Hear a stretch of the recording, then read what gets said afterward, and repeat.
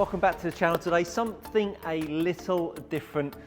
I thought I would film one of my lessons with a new client. I'd never met Michael before. He's a member down here in Surrey, lives up in Wiltshire, and middle-aged guy playing off of 15, WHS handicap, and complained of just inconsistencies, not hitting it as far as he would like to. I wanted to film. He was very obliging, and big thanks to Michael for letting me publish today's session. I think you'll find it really interesting. If you have club path problems, this video is for you. Check it out, enjoy. Well, that wasn't the worst first shot in the world, was it?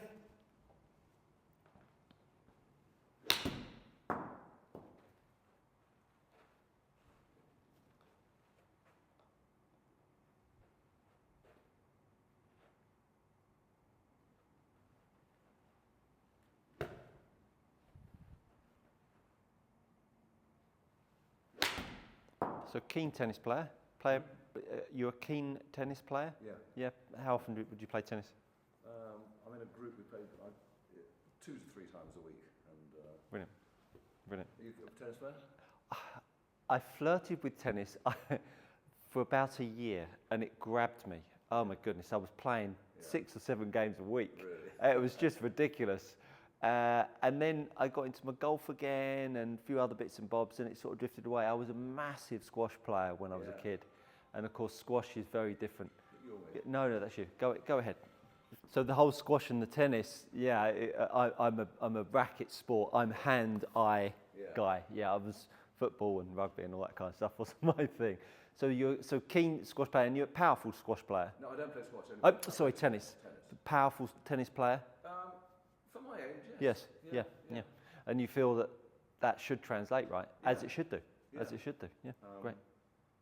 And I don't know how far I'm hitting it with this, but I'm hitting it a reasonable distance with a 9-iron. Yes. I don't know what. I can tell you how far they've gone.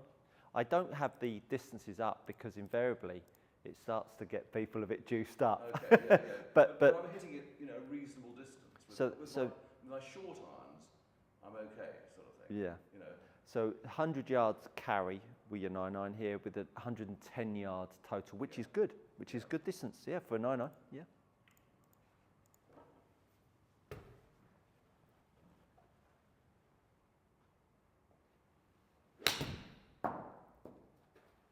Very nice, solid strike, really nice strike. In terms of Trackman numbers, which we'll go into in a minute, it doesn't really get much better than the data points that you're creating at the moment. Be interesting to see how that changes as we go through the bag. Yeah. Hit a couple more of those, and then we'll get you onto your 7-iron.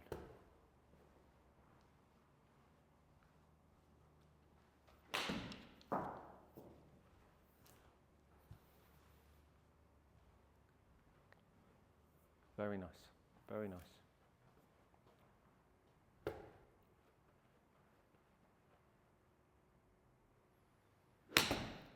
So right now, no real thought, just two turns and a swish and hit the golf ball, and off she goes. Pretty much that's where you're at with it. Yeah. Yeah, absolutely, lovely.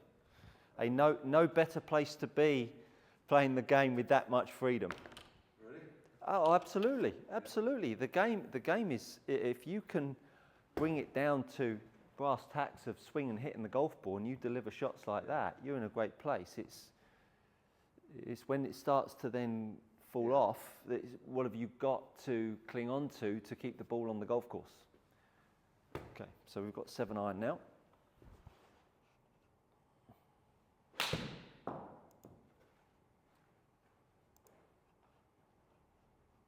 So that's the first shot we've seen to the right, isn't it? Yeah.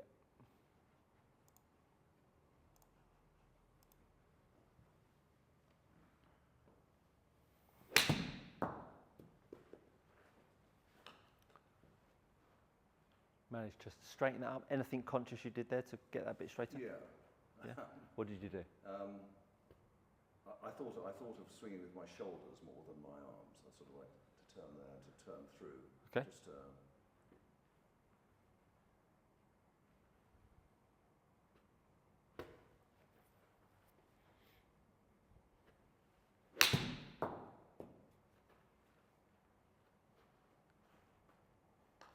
Very nice.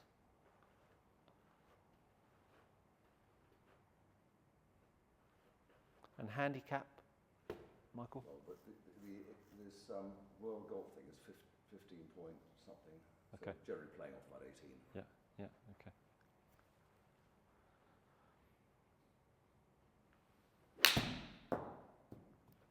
Very nice, very nice. So my last round of golf, which was last week, I think I got 15 points on the Stapleford. Really? Yeah. Okay, 15 points. Yeah, it's terrible. And what were the... I went in 12 bunkers.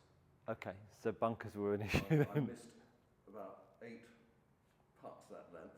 Okay. And Did you lose any golf balls? one. Okay. And the bad shots were coming outside of the bunkers and the putts. What were the bad shots? Well, every bunker I hit, I lost a shot effect. Then I lost probably 6 shots on putts, and my driving wasn't good. Where was the driver going? It was going. Actually, it was going reasonably straight. It was going reasonably straight. I don't. Did I hit anything off the fairway? I can't remember. But I just came away feeling depressed. Yeah, I mean, it sounds like it was a bunker and a bad putting day. Yeah. Being objective about where your game is, Yeah. walking off the golf course is important, rather than just going, oh, I had 15 points. Yeah. You know, being able to actually isolate, well, what were the areas that made me score so badly? Yeah, bringing it down to I hit the ball badly. Yeah. Not really.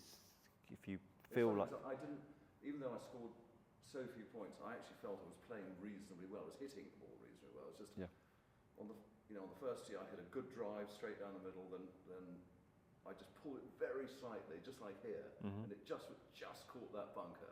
Yeah. And then a couple of bunkers I didn't come out of. And yeah. So it sounds like a bit of a short game work that might be needed there as well.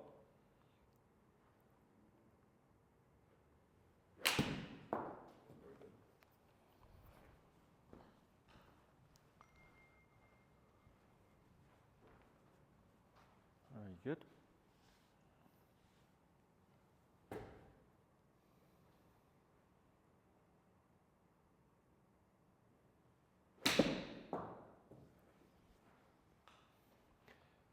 Have you worked on trying to get the club path inside out at any time?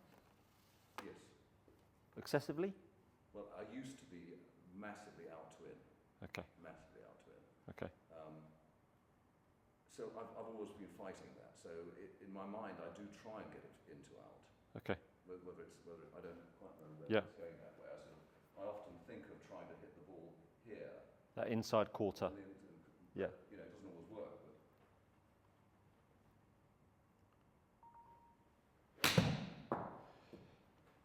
Anytime I work with someone for the first time, it's so important for me to watch you hit shots Yeah.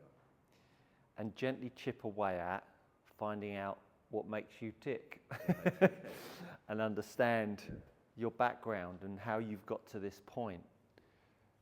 When someone says that they walked in from 15 points and I played dreadfully, it really does make it sound like it makes it sound like your golf is in disarray. Yeah. When I watch you hit shots and we see you as an overview, these were the 9 irons that you've hit, and these were the 7 irons that you've hit. Yeah. They're really not too bad. Yeah. Not too bad. If we then take a little look at the dispersion, and so I can now look at the side total. So this is with your 7 iron. Yeah. Your 7 iron, the most left one you hit was 60 feet left, which is 20 yards. Yeah. And the most right one you hit is 43 feet, which is just 15 yards. So you've got a dispersion of 20 yards left and 15 yards right. You've got a 45 yard dispersion. So when we spoke at the start, you say I've got an error with my driver. You can see if you then kick that ball down the fairway another 100 yards, well, the error is right there. Yeah. They were really well struck because we can see that whenever you fade a golf ball, invariably you have more loft on the club because the ball bends to the right, because it's got an open face. More loft creates more spin, more loft creates more launch. That makes the ball go shorter. So we get this diagonal dispersion. The short shot was the most right, the longest one was the most left. Yeah. So there is the diagonal dispersion. As I say, we kick that down the road 100 yards, we suddenly multiply the dispersion almost by 2. So yeah, we are wide. What we need to do is make your ball do the same thing. What we can't have is draws and fades. Right. When you've got draws and fades, where do you aim? It becomes very difficult. Yeah. But only one ball went to the right. Oh, 2 balls. 2 balls went to the right. Yeah. But interestingly, the very first shot with your 7-iron went to the right. And then Michael got involved and said, I'll sort that out and get that back. And you did. Yeah. The beauty with tennis players, they have this you have the ability to what's in your hands, square the face up. Right. When the lever, the golf club, is shorter. The minute the golf club gets longer, now all of a sudden the ripple effect that goes on at the handle end, all of a sudden is a bit like a wave machine. Down at the other end, it's much, much more difficult to get it all tied in. So what we'll do is, we'll now get you to hit some drivers, and we'll see where that goes. I know where I'm going with this, but the line in the sand is right now. Our first meeting, seeing the dispersion, getting the data points up. But I have to say, your attack angle is beautiful, so how much we hit down on the golf ball is really important. Again, we're going to talk through the numbers. How you strike it is really, really nice. But the way you set up and the way you move and everything that I'm hearing and seeing is quintessentially old school methodology of golfers. Inside out, trying to close the club face, trying to hit draw. How you go about it is what causes the driver to be a problem child. It works okay with shorter golf clubs, but then when you get to a longer club, it's difficult to get that tied in because you have got some speed, which is nice, and you strike it like really nicely. But we need to sort of realign your understanding of how this golf ball draws and how you can make it feel stable. You know, the sensation of a draw. Good word for me, stable. Yeah. I'm unstable. Yeah. But you strike it really, and it's very difficult to teach baseline ball striking. A tennis player has that, a hockey player has that, a cricketer has that. Used to hitting a moving ball. Ball's static. You're standing there, you're swishing a bat like the tennis racket, you can make good contact. But we just need to make sure that you understand how this golf swing looks and performs to make the ball keep coming out in the same way. But let's see you hit some drivers, because I think that would be quite interesting for us. Would you go even higher than that? I would go a bit higher. Would you? Yeah. Okay. Interesting. Let's go with that, because I'll be interested to see how you get on with that tee height.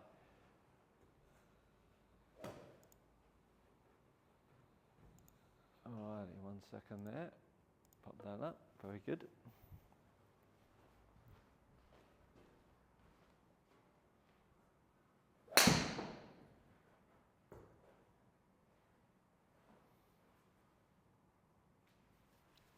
Alrighty.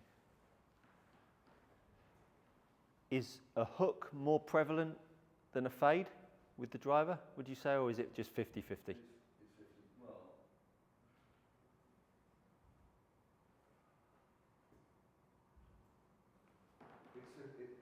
It might be slightly more prevalent now. The reason I'm hesitating is it always used to go off to the right. To the right, yeah. A year ago, it was always going to the right. Yeah. Now, I seem to be putting more to the left than I ever used to. But I'd still occasionally go to the right, and maybe slightly more often will go to the left. Yeah, interesting. Okay, very good, very good. I'm really excited. You've got a lot of ability. You've got a lot of ability, and distance-wise won't be an issue. We'll be able to ramp that up, no problem. But it's so nice to see someone be able to strike it. Yeah. You know, with it's just lovely to see someone strike it, which you do, which is wonderful.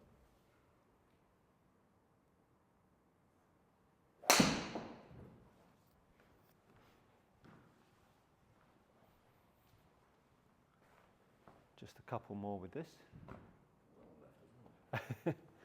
And if they go left, any thoughts on how you're going to fix that? Yeah. Just slightly. Yeah, just up the front there. Let me do that for you. Yeah. Generally speaking, when I put it left, this bit stops on the way. It doesn't. So my thought is to really finish with my chest pointing towards the target. The target a bit more. Lovely. Let's see how that works out on this one.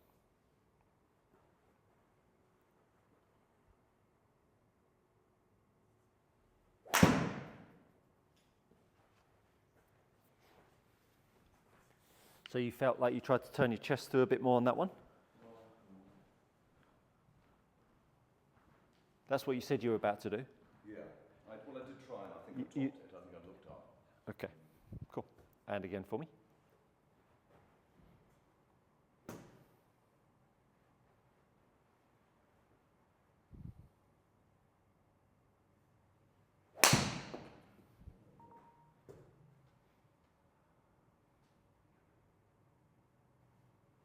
And just one more, and then I'm going to talk you through it.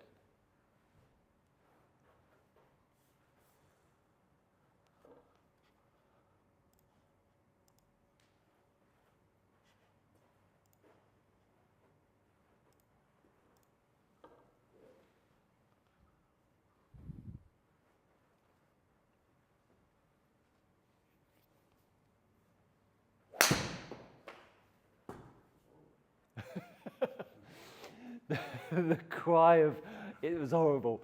Well, let me tell you, so we have on Trackman, it gives us the ability to see where you strike the golf ball. Yeah. So this is the strike pattern on your irons, bit of a heat map. Yeah. That was your 7-iron, and that was your driver. So out of the first 4 drives that you hit, absolutely out the middle. That last one you hit slightly heel side. Yeah. Did you feel that? Yeah. Brilliant, okay. And when you feel that, when you play, can you feel whether you hit it out the heel or out the toe, generally? Well, as soon as I hit it, I know where it's gone. Maybe Great. That's not the same. That's not the question, but I know if I've hit it to the left or the right. Brilliant, brilliant. Not a lot of people can tell that. Would you be able to tell whether you hit it out the heel or the toe? I think I don't really think about it, but yes, I can tell. I Brilliant. knew that one It was heel side. here. Heel side, lovely. So, let's talk about the Trackman data. Whenever I'm working with anyone, I'll always have these 4 data points up on the screen. The attack angle is how much the club head is descending on the golf ball. It is purely at the moment of strike. It's got no correlation to whether the hands are high, whether the arms are swinging from this, nothing. It's simply if the top of the TV screen here was the ground and the golf ball was sitting on it, that attack angle is measuring how much the club head hits down on the golf ball or strikes up on the golf ball. Right. And what is that? That's minus 3.8 means that the club head is hitting down on the ball. By for a 9-iron, absolutely should be. Oh, I see. Sorry, I thought it was the driver. No. Yeah, so we're on the 9-iron at the moment. The club path is telling us whether the club is going to swing from the inside or from the outside of the ball line. At 0.4, your club is swinging from the inside by 0.4 of a degree. Right. Almost, only 0.4 of a degree out, swinging absolutely dead straight. Yeah. The face angle is whether the face is pointing to the right of the target or to the left of the target. With a negative value, it's pointing to the left. Yeah. Now the gap between the club path and the face angle is measured by this box here, hence face to path. Yeah. The gap between The club path is pointing to the right, 0.4. The face angle is pointing to the left, 0.9. The gap between the two is 1.3. Right. When that value is negative, we will see the ball draw.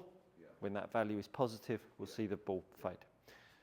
These are the 4 numbers, along with pressure mats, video analysis, that a golfer really needs, because the better we move, the more those data points will come towards us. Now, you are in the rare breed of golfer that when they come in, that you've produced pretty darn excellent data points. Right. And I mean that, because when you take out these 2 shots here, if I ignore that one and I ignore that one, as a set of data points, the reason why I've taken those 2 out is because they are the 2 outliers to the right of the target. You have produced an attack angle that's perfect with your 7-iron down at 3.4.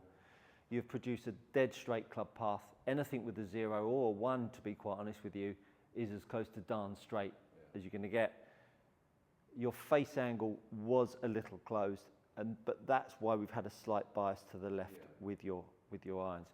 You have got to live on one side of the line, either to the left of the line or to the right of the line.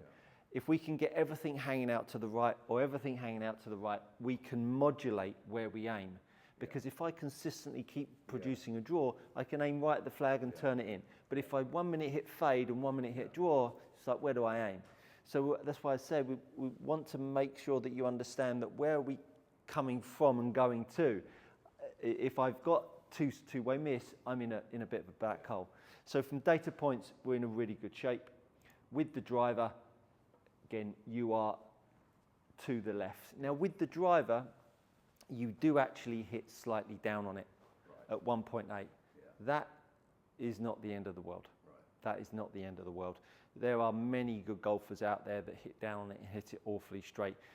You do need to be slightly faster than the average bear to hit down and get good performance out of a driver, but it's not critical. Faster as in what sense? Faster club head speed. Because the more we hit down, the more loft you're taking off the golf club. But if you're taking loft off the golf club, you are going to be able to put loft back on with a static loft.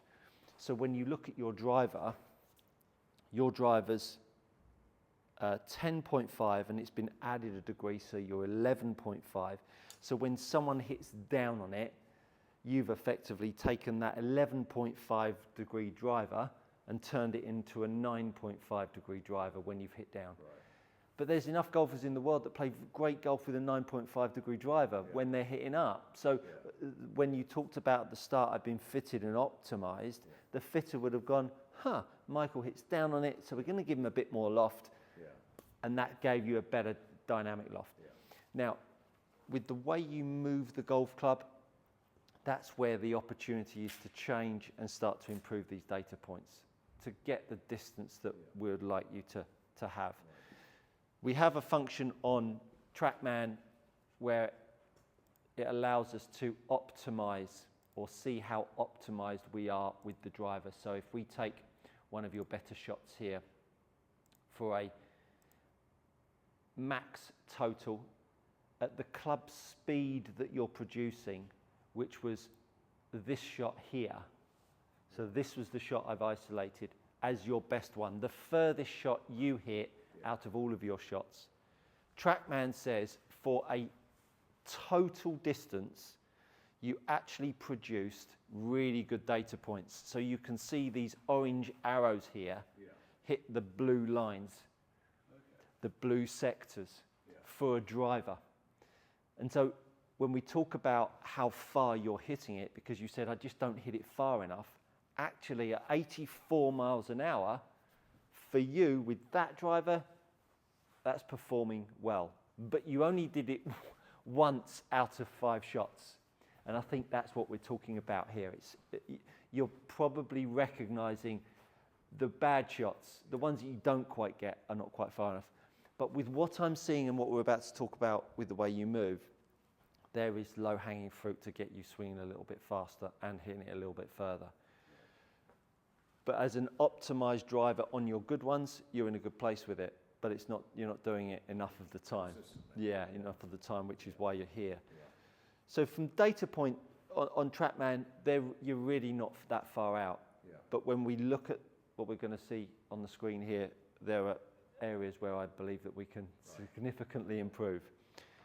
Now you play a lot of golf. My question is, are you going to, whatever I ask you to do today, will you take it to the range first and go before you go out on the golf course, or will you apply this straight to the golf course? No, I'll go to the range. Perfect, perfect. The reason why I ask that is because a lot of golfers will go, had a lesson, I'm off out to play this afternoon, and it's very difficult to do that.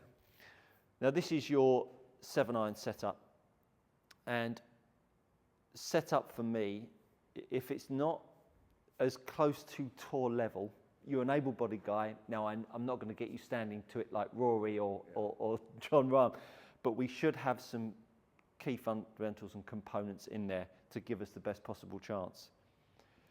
So when we look at setup, we can immediately see that if this is our ball to target line here, the dead straight white line, we can see that there is a definite gesture down the right wing. Yeah. Now the reason why you do this is because you've worked on not slicing it. Yeah. Because you've worked on trying to swing from the inside. Yeah. The path is not the problem, which is why you've worked, but in your eyes it was the problem. You were told, I come over the top of it. Yeah. I get my right shoulder out. Yeah. Honestly, that's like saying, I want to get fit, so I'm going to go down to McDonald's and eat McDonald's. That's how bad that idea is. Okay. And I speak that with much experience and much gusto. We cannot have you believing that the path is the fix to sorting the slice. Okay. Where it comes from is an open club face to the path. Right. Think about if you was to stand and aim dead straight, and you hit a slice, and the ball moved out to the right, the face to path value would be open, wouldn't it? The face would be open to the path. Yeah. When we move the path to the right, because we're moving the path to the right, we haven't done anything with the club face. We've kept the club face in the orientation to the path. Yeah. Now, what you're very good at as a tennis player is whipping the racket head over the top of the golf ball to close the club face down. Yeah. Yeah. And when you do that, it makes the ball bend. Yeah. And the more you whip the toe over because you're moving the path from the inside, you're making the problem worse for yourself. Okay. And that's why you then end up by aiming to the right of the target. The remedy is by getting the face right first. Okay. And by getting the face right first means standing and holding it a little better. So the lowest hanging fruit for you right now is your left hand. The way you put your left hand on the golf club is severely weak. Okay. Severely weak. And by changing the strength of your left hand, when you get yourself up to the top of the backswing, it will make the club face stronger. So at this point here, the toe of the golf club, and it was really bad with the driver, is looking down to the floor. So when I mean down to the floor, I mean the toe of the golf club is pointing down to the floor like so. Yeah. So the more a golfer grips the golf club with a thumb down the middle or to the left of the golf club, as the golfer swings up to the top, can you see where the face points? That way. Pointing this way. Yeah. And the toe looks to the floor, compared to when we grip the club more like this. Can you now see how different the club face is? Face is looking more up to the sky. Now what this allows you to do is when you start to reproduce the club back down to the bottom, it doesn't mean you have to roll the hands over, which is probably what you've tried to work on at some stage, trying to swing from the inside, roll the club face over to stop yourself from slicing it. Yeah, it is. In my mind, I said it's the release of the club face. Yes. But maybe I've got the wrong terminology. No. That's the way I think about it. Absolutely.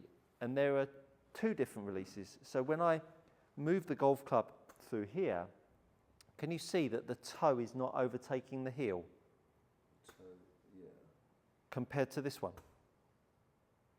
Yeah, okay, yeah. So this is the one that you want to work with. Yeah. This is the one that I want to work with. So at this point here, my club face is looking left. Yeah. Your one is looking to the floor. Okay. This is the one that you use. Yeah. But the reason why you use that is because your golf club coming into the golf ball is looking like this.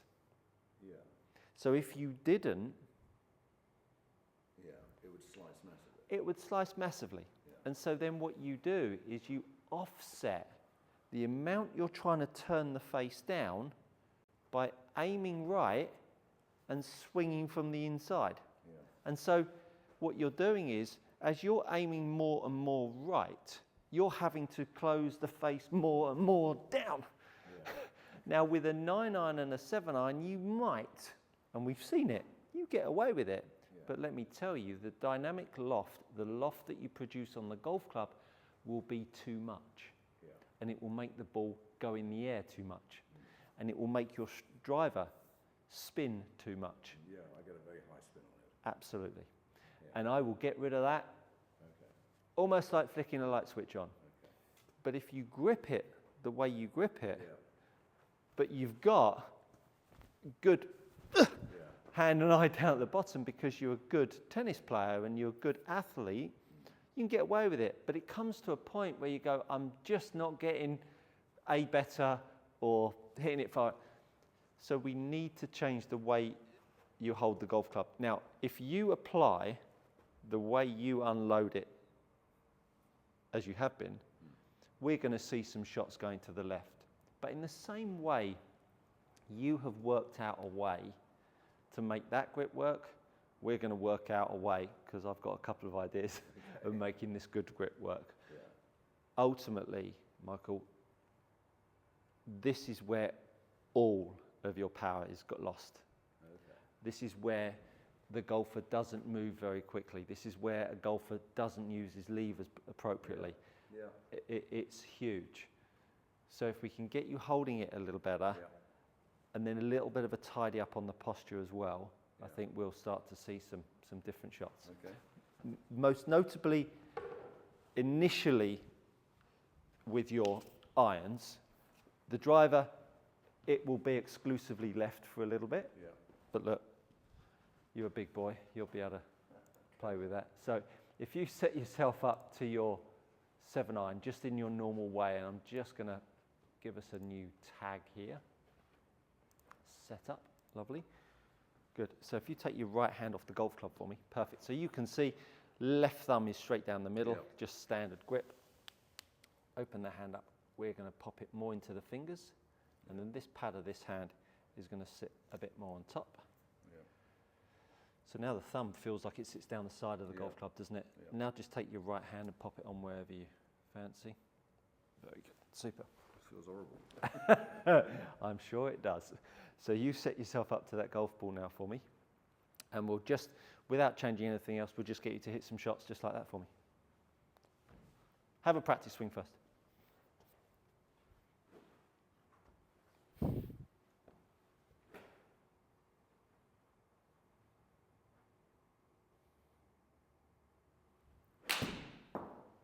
Very good.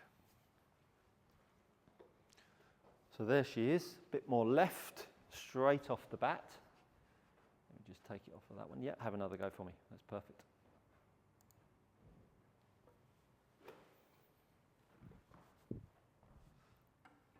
Hold it there. That's great. So just got to go. Good. Now right hand on. Very good. Very good. Perfect.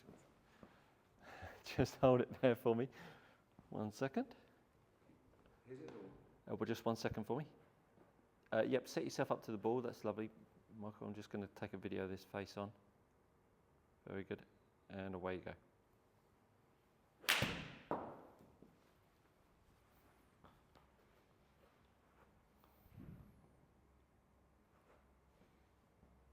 So into the fingers, that's great. And we feel the pad of this hand here sit more on the top. Very good. Perfect. Very nice.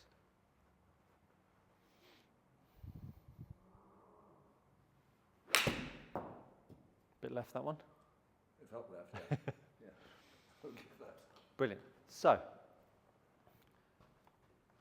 these were the 7 irons before. Okay? The club path was 0.4 of a degree outside in. Okay. Yes?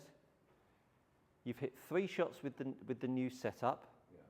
Your club path is now inside out 3 degrees.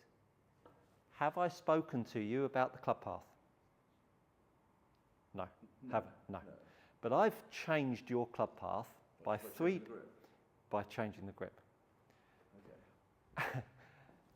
And the reason for that is that I've moved your face to path value from 1.5 closed to 7.9 closed. So I've created more bend in the sky.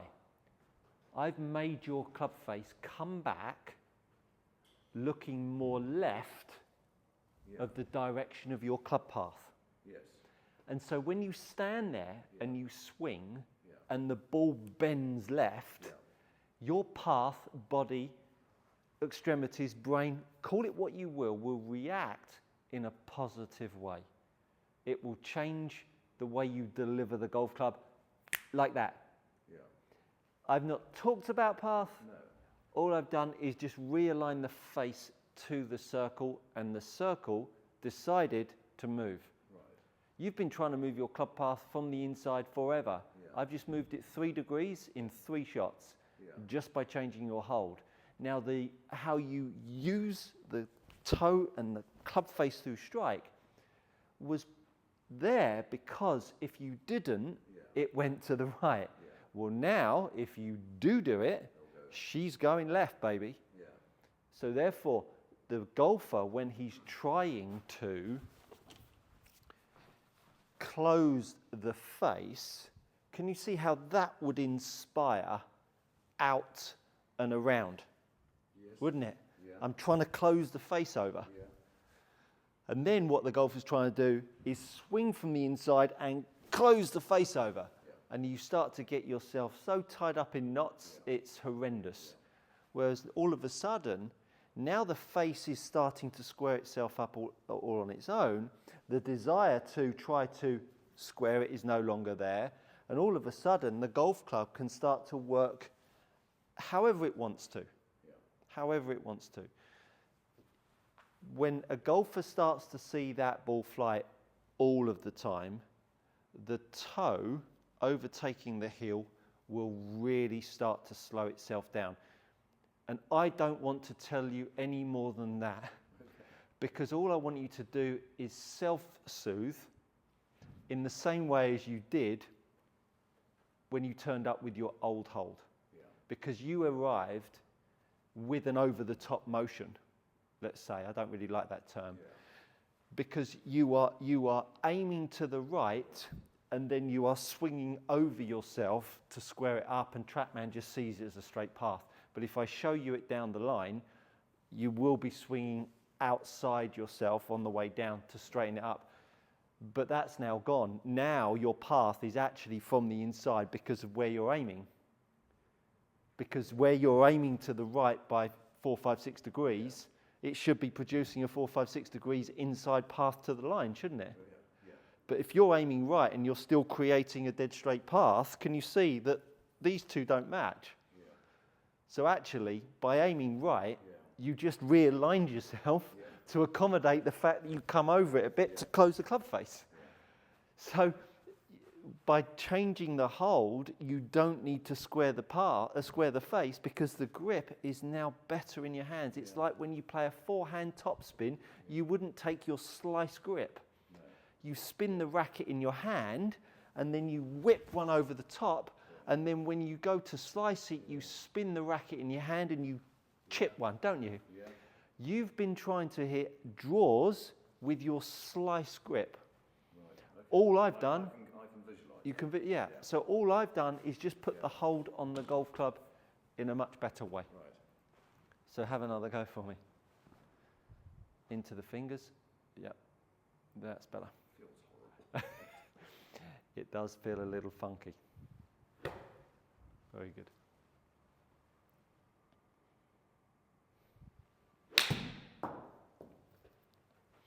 Nicely done. Now your path was 4 degrees from the inside. That's incredible. Even more, and you're still 7 closed.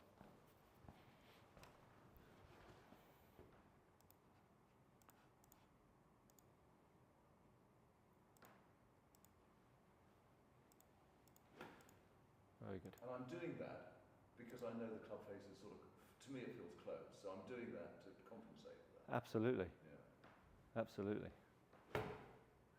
And what'll happen is, if you set yourself up, as you feel your grip more this way, through strike, you'll actually start to feel a bit more like this, Will I?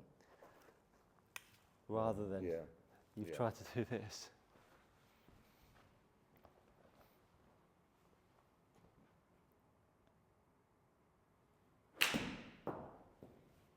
Because the face needs no rotation. So look at that one. I just showed you what you could feel, and all of a sudden, with that grip, you've still kept the face to path negative, but now you just made your path just a little bit straighter for us. Yeah. But it's still draw bias.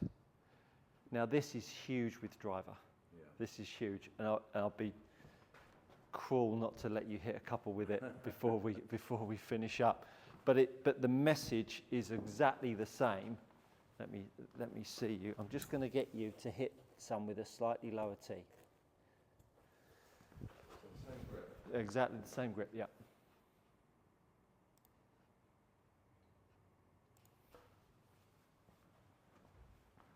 Bit more with the grip. Bit more what? Bit more with the grip.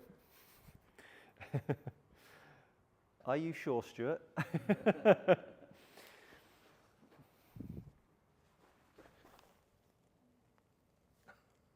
it. Perfect. Perfect. Just hold it there for me. Michael, lovely stuff. Okay, and away you go. Super. Super.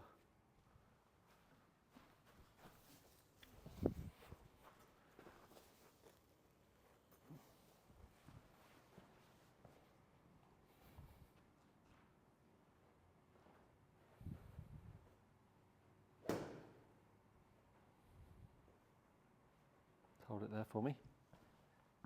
Very good. Okay. Perfect.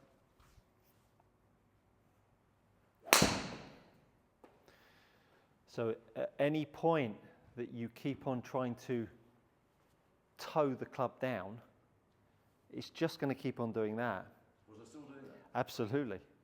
Absolutely. You've been doing that for a significant amount of time. But it's been part of your makeup due to the way you've held the golf club. Yeah. But we've now changed the makeup of how you hold the golf club. And at that point, if you just go out and play and practice as much as you can and try to do everything in your power to stop the ball going left, but you better make sure the grip stays the same. Yeah. Try to hit fades, try to hit slices, do anything you can to make that face feel open through strike. It will just keep getting straighter and straighter and straighter, and you will start to change the way you move. It's the easiest way to make someone realign. Because if I just make it so clear that if you change this hold, the ripple effect through your game will be beyond anything that you can imagine. And it sounds very grand, but it really is. Yeah. Because I'll be able to then show you how to move a little bit differently when I see you in a couple of weeks' time. But if we can't get this in place, I can't build anything. I can't make you better because of the way you hold the golf club. The grip that you're now giving me, is that something that Forever. Are you just trying to correct something, or is that the grip that I Forever. Forever. So when I show you this on the screen here, so on the right-hand side is where you are holding the golf club. Sorry, on the left-hand side is where you are holding the golf club to start with. Now, if you go and flick yourself on the PGA Tour anytime soon, you'll see the grip on the right-hand side, but you probably won't see the grip on the left-hand side. So when I draw a line, so this kink here compared to this kink here. So can you see how the glove, I can see more of the foot joy, and on here you can't see it. Yeah.